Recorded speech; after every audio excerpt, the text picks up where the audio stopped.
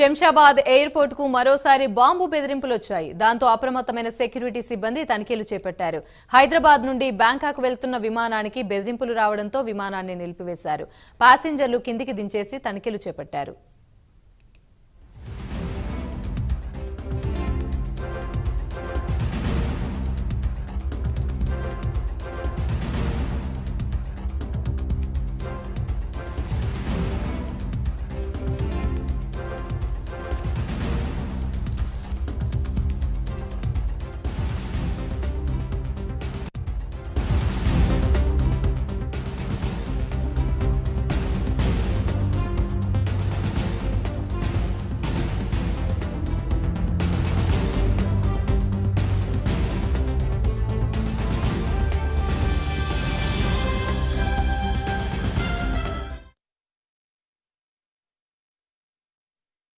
దాంతో అప్రమత్తమైన సెక్యూరిటీ సిబ్బంది తనిఖీలు చేపట్టారు. హైదరాబాద్ నుంచి బ్యాంకాక్ వెళ్తున్న విమానానికి బెదిరింపులు రావడంతో విమానాన్ని నిలిపివేశారు. ప్యాసింజర్లు కిందికి దించేసి తనిఖీలు చేపట్టారు. ఇదే అంశానికి సంబంధించి మరిన్ని వివరాలు కుమార్ అందిస్తారు. Kumar, thank you Yamini. ఈ మధ్య కాలంలోనే ఎయిర్పోర్ట్ లో వరుసగా బాంబు బెదిరింపు కాల్స్ అవుతున్నాయి.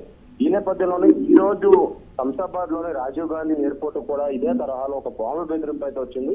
ముఖ్యంగా ఎన్ఓకే ఎయిర్ PD959 హైదరాబాద్ నుంచి బ్యాంకాక్ వెళ్లే విమానంలో బాంబు ఉందంటూ కూడా ఒక అజ్ఞాత వ్యక్తి కాల్ అయితే చేశాడు. దీంతో ఒక్కసారిగా అలర్ట్ అయిన ఎయిర్పోర్ట్ సిబ్బంది విమానంలో ఉన్న పాసింజర్స్ అందరినీ కూడా కిందకి దించి పూర్తిగా తనిఖీ చేశారు. అలాగే ఎయిర్పోర్ట్ మొత్తం కూడా పూర్తిగా తనిఖీ చేసిన తర్వాత ఈ తనిఖీల్లో కూడా ఎటువంటి బాంబు కనబడలేదని, ఇది ఒక ఫేక్ కాల్ అని చెప్పి కూడా ప్రస్తుతం అధికారులు డిక్లేర్ చేశారు. ముఖ్యంగా ఈ ఫేక్ కాల్ ద్వారా పాసింజర్లను భయభ్రాంతులకు గురి చేయడమే వీళ్ళు టార్గెట్ గా పెట్టుకొని కేవలం ఏదైతే ఎయిర్పోర్ట్లకి ఇలాంటి కాల్స్ అయితే చేస్తున్నారో, ఇప్పటికీ ఏదైతే గతంలో ఇదే తరహాలో వచ్చిన కాల్స్ కి సంబంధించి కూడా ఒక ఇద్దరును కూడా పోలీసులు అదుపులోకి తీసుకున్నారు.